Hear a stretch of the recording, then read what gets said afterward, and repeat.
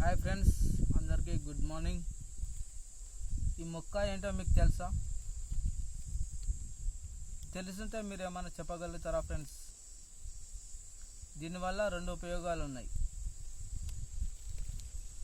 ఒకటి, బాగా దెబ్బ తాకితే ఈ చెట్లు ఆకులు ఉన్నాయా, ఆకులు మొత్తం ఈ కాడ తీసేసి చేతులేసి బాగా నలపాలి ఫ్రెండ్స్.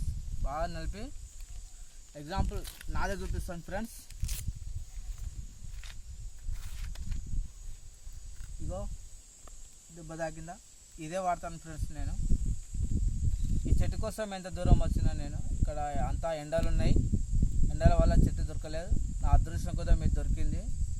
ఈ ఇంటికి పోయి దీన్ని బాగా నలిపితే పసరు బాగా వెళ్ళిద్ది.